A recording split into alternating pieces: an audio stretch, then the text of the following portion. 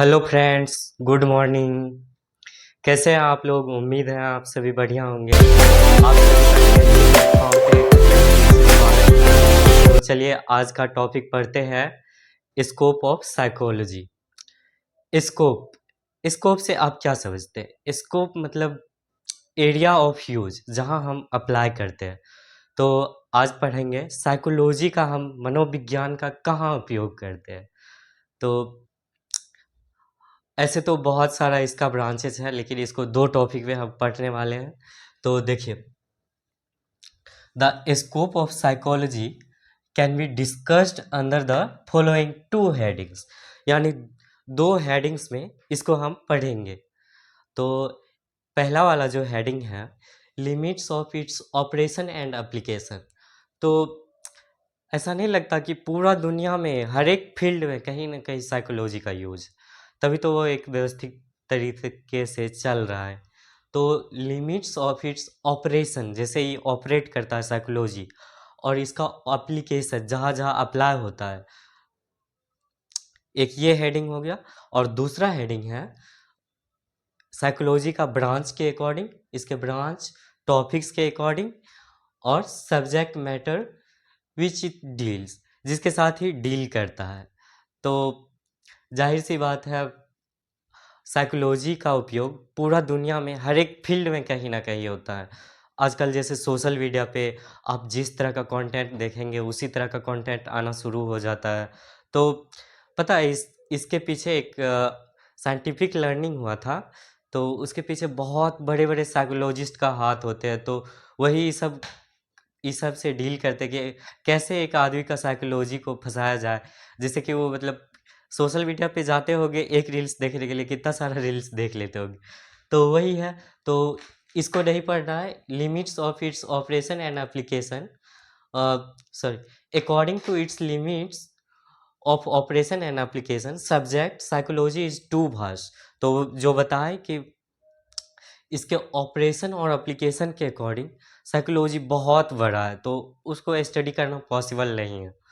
तो हम लोग पढ़ेंगे अकॉर्डिंग टू इसके ब्रांच, जो जो इसके शाखाएं हैं, टॉपिक्स, क्या क्या टॉपिक्स हैं इसमें, और सब्जेक्ट मैटर, किसके किसके साथ ही डील करता है साइकोलॉजी।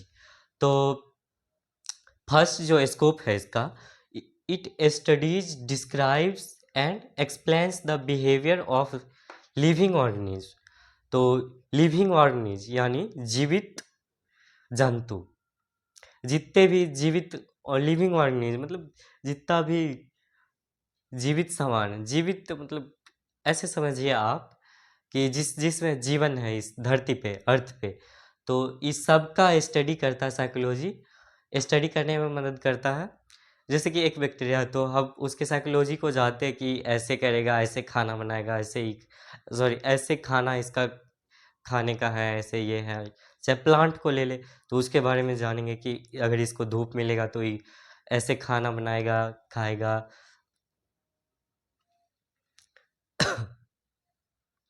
और डिस्क्राइब्स, स्टडीज डिस्क्राइब्स, यानी कि अगर हम साइकोलॉजी को अच्छी तरह से जानेंगे तो आराम से कहीं भी किसी का भी साइकोलॉजी डिस्क्राइब कर पाएंगे। डिस्क्राइब्स मतलब उसका वर्णन, यानी कि पूरा तोड़ निचोड़।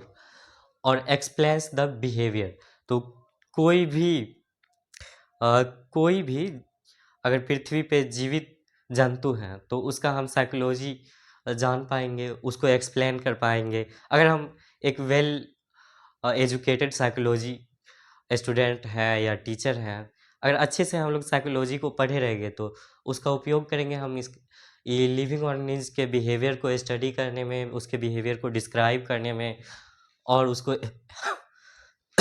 सॉरी, एक्सप्लेन करने में। और जो सेकंड हमारा है स्कोप, स्कोप ऑफ साइकोलॉजी, तो वो है it describes all type of life activities, यानी कि सुबह से शाम तक जो भी हम काम करते हैं, अ, ये उस सब को डिस्क्राइब करता है। एंड एक्सपीरियंसेस, तो अभी तक आप लोगों की एज जितना है, चाहे किसी भी आदमी का जितना एज है, और अभी तक उन्होंने क्या क्या एक्सपीरियंस किया, तो इस साइकोलॉजी उसका स्टडी करता है, वहाँ पे उसका साइकोलॉजी काम करता है उसके बिहेवियर को स्टडी करने में कि हम पहले क्या थे, वो है ना क्या से क्या हो गए देखते देखते। तो वही it describes all types of life activities and experiences whether, या कि कॉग्निटिव, कॉग्निटिव होता है मतलब cognitive, it is a motor process, process इसमें मतलब चलना फिरना दौड़ना टहलना। कॉग्निटिव हो गया आपका कॉग्निटिव, कॉग्निटिव में आपका आ जाता है जैसे मैथ उथ बनाने में दिमाग खर्च होता है, तो सोचना हो गया, रीजनिंग, रीजनिंग बनाना हो गया, या फिर कॉग्निटिव थिंकिंग, या चेस खेलते समय हम सोचते हैं, तो ये सब हो गया कॉग्निटिव। बोलते हैं ना क्रिटिकल थिंकिंग बनी, थिंकर बनिए, आउट ऑफ सिलेबस सोचिए, तो वही है।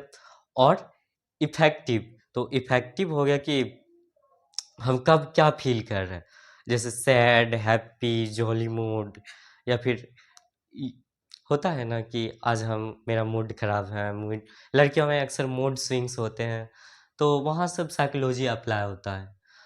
और इम्प्लिक्ट और एक्सप्लिक्ट, ये आगे जाके आप डिटेल में पढ़ेंगे। ये एक पर्सनैलिटी का टाइप्स होता है जिसमें मतलब आदमी खुद के अंदर झाँक के देखता है, खुद के बारे में, इंट्रोवर्ट, एक्सट्रोवर्ट, यही सब। और कॉन्शियस, यानी कि हम बोलते हैं ना कि हम कॉन्शियस का मतलब होता है जागरूकता, यानी लिव इन प्रेजेंट, प्रेजेंट में अभी क्या हो रहा है इसके लिए हम कॉन्शियस हैं।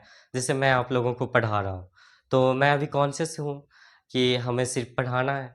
तो उसी तरह यहाँ अभी साइकोलॉजी फिट है, यहाँ साइकोलॉजी का अप्लाई हो रहा है कि आप लोगों को अच्छे से समझाना है।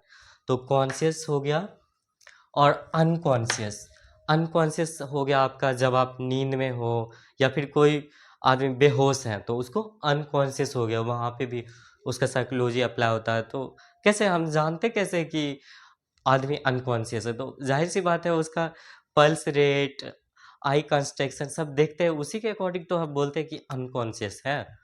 और सब conscious of a living organism, तो सब कॉन्शियस हो गया मतलब आपको कुछ होश है बट पता नहीं चलता कि आसपास क्या हो रहा है। तो आप जैसे कि अ, दा दारू, हाँ, दारू पीने के बाद जो आदमी को देखता होगा एकदम टल्ली हो जाता है, तो उस टाइम उसको मतलब कुछ-कुछ दिखता है धुंधला-धुंधला सा, बट बहुत कोई-कोई ऐसा स्टेट आता है जिसमें उसको होश नहीं रहता कि उसके साथ क्या हुआ था, क्या नहीं, तो वो सब कॉन्शियस स्टेज में उस टाइम रहता है। तो यही है third scope, it describes all type of life activities, यानी सुबह से शाम तक हम जो भी करते हैं, एंड एक्सपीरियंसेस, तो अभी तक लाइफ में जितने सारे एक्सपीरियंसेस हुए हैं, वेदर इट इज कॉग्निटिव, यानी कि चलना फिरना दौड़ना, घूमना, कॉग्निटिव यानी थिंकिंग, एक क्रिटिकल थिंकर, या फिर जो भी हम थिंकिंग करके फिजिक्स बनाए, मैथ बनाए, जिसमें हमारा दिमाग खर्च हो। और इफेक्टिव यानी कि उसके बाद जो रिजल्ट आता है, हैप्पी फील करते हैं, सैड फील करते हैं, लो एनर्जी फील करते हैं। तो इम्प्लिक्ट और एक्सप्लिक्ट, यानी इंट्रोवर्ट, एक्सट्रोवर्ट, मतलब आपका पर्सनैलिटी कैसा है, आप सब लोगों के साथ घुल मिल कर रह रहे हैं, या फिर खुद अकेले एक कमरे में बंद रहते हैं, ना किसी से कोई मतलब, ना कुछ, एकदम लॉनली सा। तो वो हो गया इंट्रोवर्ट टाइप का। और कॉन्शियस यानी कि हर एक चीज़ के बारे में जागरूक है आप, आसपास क्या चल रहा है क्या नहीं, चुनाव में क्या हो रहा है। तो अनकॉन्शियस यानी कि एक बेहोशी की अवस्था। और सब कॉन्शियस जिसमें कि थोड़ा थोड़ा होश है बट आसपास क्या चल रहा है पता नहीं होता। तो उसके बाद जो आपका चौथा है स्कोप, तीसरा जो स्कोप है आपका, वो है it studies not only human behaviour, ये ना कि सिर्फ ह्यूमन का बिहेवियर, व्यवहार को अध्ययन करता है, स्टडी करता है, बट ऑल्सो ह्यूमन एक्सपीरियंसेस, बल्कि आदमी का एक्सपीरियंस और लैंग्वेज। तो देखते हैं ना कि चिड़िया का आवाज़, तो आप लोगों ने प्लस टू में देखे होंगे कि कोयल क्यों गाती है, अच्छे ये क्यों होता है, ये सीजन में ये क्यों होता है, या फिर लैंग्वेज, अलग अलग कंट्रीज, अलग अलग स्टेट्स का अलग अलग लैंग्वेज होता है, तो इस सब को स्टडीज करता है। And other form of communication. और अदर फॉर्म ऑफ कम्युनिकेशन जैसे कि अभी इसका बेस्ट एग्जांपल दिए थे कि mass communication, one way communication, two way communication, इन्हीं सब को ये स्टडी करता है। तो मास कम्युनिकेशन में होता क्या है कि एक साथ मतलब बहुत सारा, जैसे कोई एक आदमी बहुत सारा अ, जैसे कि हम बोल रहे हैं और आप लोग समूह में सुन रहे हैं, तो ये मास कम्युनिकेशन हो गया। और आपका चौथा स्कोप हो गया, it is applicable to all the living creatures created by the almighty irrespective of their species, caste, color, age, sex, mental और फिजिकल स्टेट। तो ये ना साइकोलॉजी साइकोलॉजी सबके लिए इस एप्लीकेबल है, सबके लिए काम में आता है, सबको इसका यूज करता है। अलमाइटी यानी कि गॉड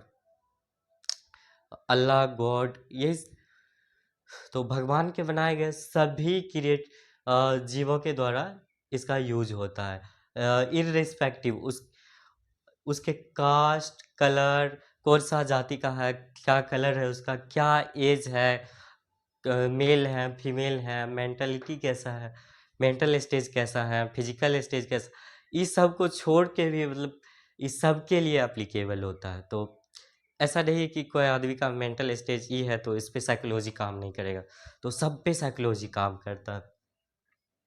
उसका जो आपका लास्ट स्कोप है, तो it's also studies the behaviour of animal का।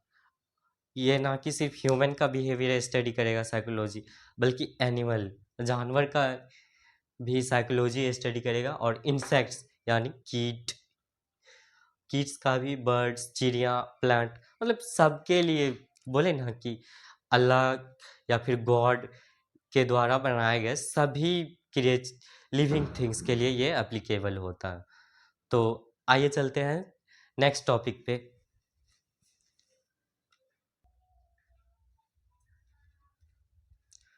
सो our next topic is importance of psychology in nursing.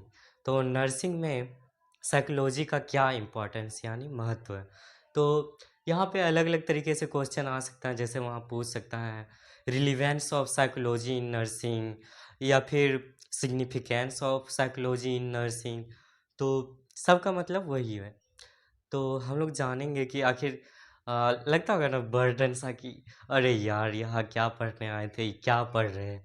तो वही आज क्लियर करेंगे कॉन्सेप्ट कि आखिर हम लोग साइकोलॉजी क्यों पढ़ते हैं। तो आपको क्या लगता है इसका क्या रीज़न है? तो यही बस कि हम लोग अच्छे से अगर साइकोलॉजी जानेंगे तो पेशेंट के साथ अच्छे से डील करेंगे। अब मान लीजिए कोई पेशेंट आया, वो पूरा पेन से तड़प रहा है एकदम, मतलब अनाप शनाप बक रहा है, दिस दैट, तो आप उसको उस टाइम पीटने तो नहीं लगिएगा।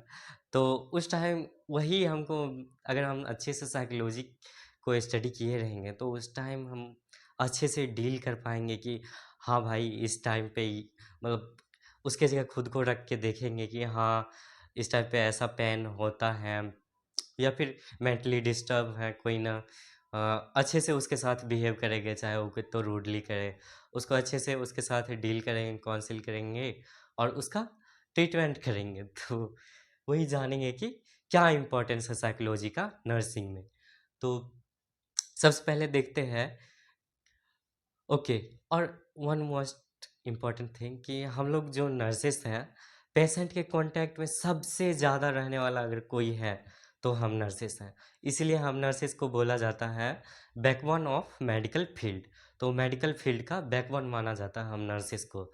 तो वही यहाँ पे लिखा है, the nurses is the central point, यानी मेन बिंदु, मुख्य बिंदु, central point in health care setting. तो हेल्थ केयर सेटिंग आप जानते होंगे, मतलब एक हॉस्पिटल में वार्ड बॉय से लेके डॉक्टर्स तक रहते हैं, तो वही सब, इस सब के बीच में सेंट्रल पॉइंट जो होता है वो नर्स होता है। तो the nurse is the central point in health care setting, she acts like a clinic doctors.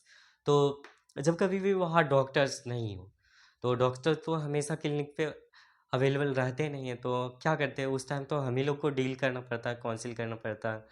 चाहे कॉल करके हम लोग उससे पूछ के उसको कुछ बताएँ या फिर अपने एक्सपीरियंस के बेसिस पे। तो वही लिखा है यहाँ पे कि she acts like a clinic doctors and और फैमिली मेंबर्स, और ज़रूरत पड़ने पे उसको इमोशनल सपोर्ट करते हैं, उसके फैमिली मेंबर्स की तरह उसको देखते हैं ना, टाइम से दवाई देते हैं, टाइम से बोलते हैं ये करो, वो करो। तो यहाँ तो गवर्नमेंट में उतना नहीं होता, लेकिन अगर आप प्राइवेट हॉस्पिटल्स, रुबॉन यहाँ सब जाइएगा, तो वहाँ सब ये सब बहुत सारा मेंटेन करके रखा जाता है कि पेशेंट को टाइम से खाना खिलाना है, मेडिकेशन देना है, उसका टाइम से बेड मेकिंग करना है। तो ये सभी काम नर्सेस ही करते, तो इसीलिए उसको सेंट्रल पॉइंट बोला जाता है और साथ में बैकबोन ऑफ मेडिकल फील्ड भी बोला जाता है। तो she acts like a clinic doctors and family members, she provide care to the different age flow. तो ऐसा नहीं है ना कि क्लिनिक पे एक ही तरह का पेशेंट आए, तो she provide cares different age flow. तो डिफरेंट डिफरेंट तरह के पेशेंट आते रहते हैं क्लिनिक पे, तो हमें सबके साथ कांटेक्ट में रहना पड़ता है, सबको डील करना पड़ता है। ऐसा नहीं है ना कि अगर पेशेंट देखेंगे ज़्यादा क्रिटिकल है, कॉम्प्लेक्सिटीज़ हैं, कोई डिसेबिलिटीज़ हैं ज़्यादातर, तो हम लोग छोड़ तो नहीं देंगे ना कि नहीं इसका ट्रीटमेंट हम नहीं करेंगे। तो हम नहीं करेंगे तो करेगा कौन? तो वही हमारा साइकोलॉजी जो है अ, वहीं पे हेल्प करता है, वहीं उसका इम्पोर्टेंस है कि नहीं, सभी आदमी एक समान है, सबको बराबर ट्रीटमेंट मिलना चाहिए। तो वही भेदभाव करने से हमको बचाता है। तो अगर उस टाइम मतलब हम अपने साइकोलॉजी को मेंटेन रखते हैं, उसका ट्रीटमेंट करते हैं, अच्छे से उसका इलाज करते हैं, चाहे कैसा भी पेशेंट हो। तो वही लिखा है कि she provide care to the different age flow, so she must have knowledge of human behavior and human psychology। तो सब मिला के अगर बोले तो यहाँ लिखा है कि nurses is the central point, यानी कि मुख्य बिंदु है हेल्थ केयर सेटिंग का। तो जब कभी भी क्लिनिक पे डॉक्टर्स नहीं होते, तो वह डॉक्टर्स की तरह एक्ट करती हैं, और अगर मतलब पेशेंट्स रोने लगता है या फिर कुछ और, तो हम ही लोग बोलते हैं ना कि जल्दी ठीक हो जाइएगा, ये वो ज़्यादा टेंशन की बात नहीं है, कोई बड़ा बात नहीं है, 1-2 दिन में ठीक हो जाएगा। तो उस टाइम फैमिली मेंबर्स की तरह इमोशनल सपोर्ट करते हैं। तो और उसके बाद हम लोग दिन भर में डिफरेंट डिफरेंट तरह के पेशेंट्स को के साथ डील करते हैं। सो हम लोग को नर्सेस को साइकोलॉजी का ज्ञान बहुत ज़रूरी है, नॉलेज बहुत ज़रूरी है, ताकि वो डील कर सके डिफरेंट डिफरेंट टाइप के पेशेंट्स के साथ और सिचुएशंस में। तो नंबर फर्स्ट है इसका इम्पोर्टेंस पॉइंट करके लिखेगा, ज़्यादा नंबर मिलेगा। तो a nurse should know the science of behaviour for better result to deal with patient. तो वही है कि एक नर्स को ना साइकोलॉजी का अच्छे से अगर ज्ञान रहेगा, नॉलेज रहेगा, तो वो पेशेंट के साथ डील करके बेटर रिजल्ट ला पाएगी। तो पेशेंट के साथ देखते होगे जितना अच्छे से पेश आएगा, वो अच्छे से उतने अच्छे से अपना सारा प्रॉब्लम खुल के बता देते हैं। तो वही है कि शी शुड नो, उसको अवश्य जानना चाहिए साइंस ऑफ बिहेवियर, व्यवहार का ज्ञान उसको अवश्य जानना चाहिए, ताकि वो पेशेंट के साथ बातचीत करके बेटर रिजल्ट ला सके, मतलब ऑप्टिमम उसका ऑप्टिमम केयर दे सके। और नंबर सेकंड पॉइंट है कि physically and mentally health of a patient largely depend on the nurses. तो है ना कि कोई भी पेशेंट हो गया, तो उसका फिजिकली और मेंटली हेल्थ जो है ना, लार्जली मतलब कह सकते हैं कि 99.9% जो है ना नर्स के ऊपर डिपेंड करता है। बिकॉज ऑफ क्या होता है कि डॉक्टर्स तो आए, और डॉक आए वो अपना प्रिस्क्रिप्शन दिए और टेस्ट वगैरह वगैरह लिख दिए, बाकी उन सबको जो अप्लीकेबल बनाना है, हम लोग नर्सिंग इंटरवेंशन जो होता है उन लोग, तो वो सब तो हमको करना पड़ता, नर्सेस को करना पड़ता। तो वही बोल रहे कि physically and mentally health of a patient largely, मतलब लार्ज अमाउंट में डिपेंड करता है नर्स पे ही निर्भर करता है। कोई भी पेशेंट का मेंटली और फिजिकली हेल्थ। और नंबर थर्ड पॉइंट है कि psychology explains the relationship between physiological stress और फिजिकल डिसऑर्डर्स। तो इसको अच्छे से समझने के लिए देखिए, मान लीजिए कि कोई पेशेंट आया आपके पास, अ, वो मतलब रोते हुए आया कोई भी, तो आपके पास आया, प्रॉब्लम बताया कि पेट में दर्द है, माथा में दर्द है, मन नहीं लग रहा है, ये वो। तो उस टाइम आप मतलब अच्छे से उसका प्रॉब्लम जानिएगा, फिर उसको बताइएगा कि अ, फिजियोलॉजिकल स्ट्रेस यानी कि ऐसे अ, उसका ऐसे स्ट्रेस वगैरह है, या फिर फिजियोलॉजिकल स्ट्रेस मतलब साइकोलॉजिकल लेवल पे कुछ देख लिया, या फिर कोई प्रॉब्लम में फंसा है, स्टक हो गया कोई प्रॉब्लम के साथ, तो उस टाइम देखेंगे ना कि कोई प्रॉब्लम है, इसीलिए नॉर्मल स्ट्रेस है, कुछ देर में ठीक हो जाएगा, कॉपिंग मैकेनिज्म ये वो करेगा। लेकिन वही हम अदर में डिफरेंसेस निकालेंगे कि क्या सच में उसको मतलब फिजिकल डिसऑर्डर है, क्या सच में पेट में कुछ तो नहीं हो गया, इंटरनल कोई एबनॉर्मलिटीज़ तो नहीं है, कोई ऑर्गन का फंक्शन काम करना तो नहीं, मतलब ठीक से काम नहीं कर रहा है। तो वही हम वहाँ पे डिफरेंसेस करेंगे, उसके अच्छे से आएगा, उसके साथ डील करेंगे, उसे पूछेंगे, और उसका बेसिक डेटा जो भी होगा कि कुछ हुआ था पिछले दिनों, कुछ हुआ था, तो उस सब के बेसिस पे डिफरेंसेस मतलब डिफरेंस करेंगे हम लोग साइकोलॉजिकल स्ट्रेस और फिजिकल डिसऑर्डर्स में। तो उसके बाद आपका चौथा पॉइंट है कि after detail study of psychology nurses will able to apply the principle of psychology while deal या काउंसलिंग विद द पेशेंट। तो कोई तो ऐसे नहीं एक दो पॉइंट जान के मतलब भिड़ जाएंगे कि आओ हम तुम्हारा तुम्हारा मतलब ऐसे लेते हैं, सॉरी, आओ हम तुम्हारे साथ डील करेंगे, मतलब कोई पेशेंट आया, उसका प्रॉब्लम, उसका मेडिसिन, कोई पेशेंट आया, उसका प्रॉब्लम या फिर उसको एडवाइस, कोई सजेशन, ये सब तो हम लोग बिना एक दो पॉइंट बिना अच्छे से पढ़े हुए कैसे कर पाएंगे हम लोग। तो वही है कि it describes the after detail study of psychology, psychology को अच्छे से पढ़ने के बाद नर्स जो है वो एबल मतलब सक्षम होगी डील या फिर काउंसलिंग, पेशेंट के साथ काउंसलिंग करने में। तो नंबर आपका पांचवा पॉइंट है, it describes the कॉपिंग abilities defence mechanism used by patient. तो इसका मतलब जानते हैं आप लोग, कॉपिंग एबिलिटीज और डिफेंस मैकेनिज्म अभी के लिए जान लीजिए, बस बाद में डिटेल पढ़ाएंगे। तो कॉपिंग एबिलिटीज हो गया आपका, जैसे कि कोई भी आदमी है और उसका कोई सा एक्सीडेंट में कोई भी बॉडी पार्ट चला गया, तो अब उसको ज़िंदगी भर उसी के साथ जीना है। तो इसीलिए उसमें कॉपिंग मैकेनिज्म बोलते हैं कि उसका मेंटलिटी धीरे धीरे बन जाए कि हाँ ये हुआ था, actually I have lost my foot two hand, तो I have to suffer from with one hand only, one foot only. तो एक पैर के साथ ज़िंदगी भर जीना है, ज़िंदगी बिताना है, यही उसका माइंड मेकअप या फिर सेटअप करना है। कॉपिंग एबिलिटीज़ की ज़िंदगी भर वो अथी नहीं, मतलब रोता नहीं रहे कि मेरा एक पैर नहीं है, हम क्या करें, ये वो। तो वही हुआ कॉपिंग एबिलिटीज।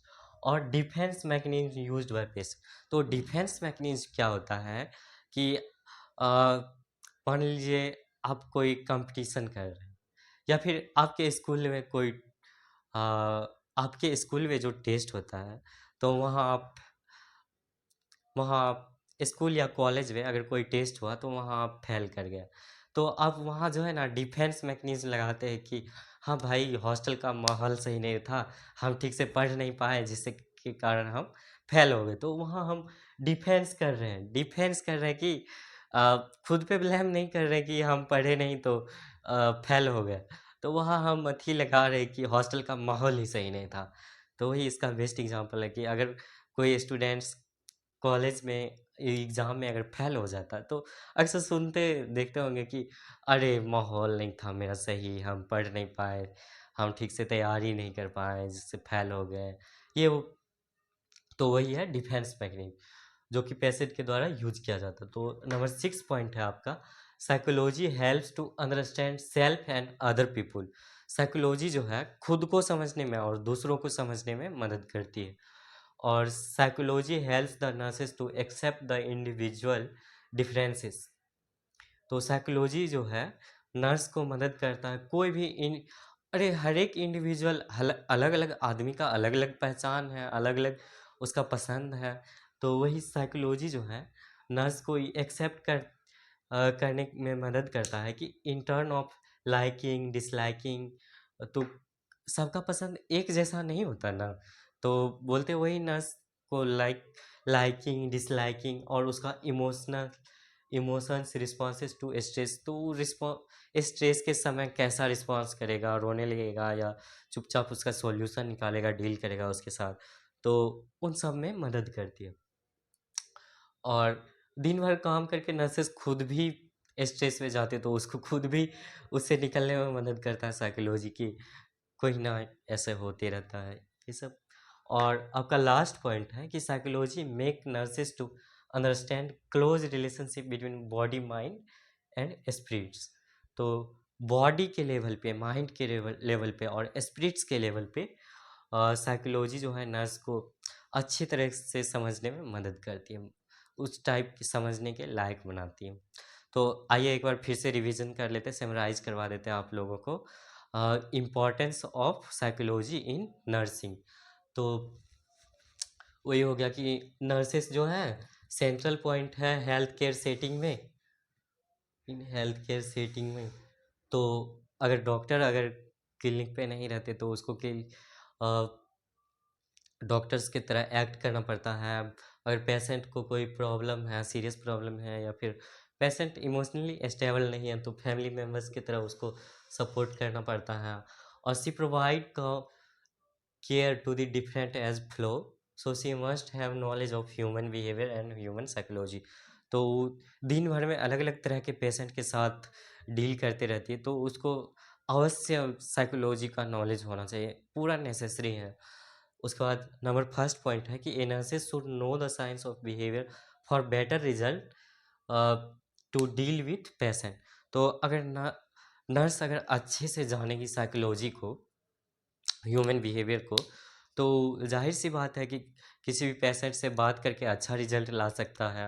और उसके प्रॉब्लम को अच्छे तरह से अगर प्यार से पूछे तो क्या नहीं हो सकता है, तो अच्छे से उसके रूट कॉज तक जाएंगे कि आखिर प्रॉब्लम क्या था, तो क्यों ऐसे हुआ, तो वही सब। उसके बाद physically and mentally health of a patient largely depend on the nurses. तो वही बताए ना कि हम लोग सबसे ज़्यादा पेशेंट के कांटेक्ट में रहते हैं सुबह से शाम तक। तो फिजिकली और मेंटली हेल्थ जो है पेशेंट का, वो लार्जली डिपेंड करता है नर्सेस पे। और psychology explains the relationship between फिज साइकोलॉजिकल स्ट्रेस, यहाँ पे साइकोलॉजिकल स्ट्रेस बोल सकते हैं, और फिजिकल डिसऑर्डर। तो फिजिकल डिसऑर्डर और साइकोलॉजिकल स्ट्रेस में डिफरेंस करने में मदद करवाती है। और आफ्टर डिटेल स्टडी करने के बाद ना, साइकोलॉजी का डिटेल स्टडी करके नर्सेस जो है पेशेंट के साथ अच्छे से बातचीत करके बेटर रिजल्ट निकालेगी। अगर उसको पता रहेगा कि हाँ इस सिचुएशन में ये होता है, तो डिटेल स्टडी करने के बाद। और नंबर 5वां पॉइंट है, it describes the कॉपिंग abilities defence mechanism used by the patients. तो ये कॉपिंग एबिलिटीज़ के बारे में मतलब डिस्क्राइब करता है, पेशेंट को अच्छे से बताएंगे कि अथी अगर उसका कोई बॉडी पार्ट लॉस्ट हो गया तो बताएंगे ना कि अथी मतलब कोई बात नहीं, अब आपको इसी तरीके से मतलब क्या जिसका अथी नहीं रह जिसका हाथ नहीं रहता, जिसका पैर नहीं रहता, उसकी ज़िंदगी नहीं होती। तो उस तरह उसको कॉपिंग मतलब अलग अलग एग्जाम्पल दे के उसको, रिहैबिलिटेशन सेंटर का नाम सुने होंगे आप लोग। तो उस तरह से उसको कॉपिंग मतलब उस सिचुएशन से बाहर निकलने में मदद करेंगे। और डिफेंस मैकेनिज्म जो कि पेशेंट के द्वारा यूज किया जाता है, डिफेंस मैकेनिज्म बताया अभी आप लोगों को कि जैसे कि एग्ज़ाम में कम नंबर आ गया या फिर फेल कर गए, तो बोलेंगे कि मेरे हॉस्टल का माहौल ठीक नहीं था, जिससे हम लोग पढ़ नहीं पाए और फेल हो गए। और नंबर 6 है psychology helps to understand self and other people. तो साइकोलॉजी जो है खुद को समझने में, दूसरों को समझने में हेल्प करती है। और psychology helps the nurses to accept the individual differences. तो नर्स को मतलब एक्सेप्ट करने में मदद करती हैं साइकोलॉजी। अगर हम अच्छे से साइकोलॉजी जानेंगे तो बोलेंगे कि हाँ, सब सब हर एक इंडिविजुअल तो बराबर नहीं होते, तो सबका पसंद अलग अलग होता है। कोई कोई ई पसंद करता है, किसी को ए पसंद है, किसी को बी पसंद है, ये सब। और बाकी स्ट्रेस के समय कैसा रिस्पॉन्सेस करे, यही सब। और psychology makes nurses to understand close relationship between body के लेवल पे, माइंड के लेवल पे और स्पिरिट्स, आत्मा के लेवल पे उस क्लोज रिलेशनशिप समझने में मदद करवाती है। तो आज का लेक्चर यहीं पे समाप्त करते हैं। जय हिंद।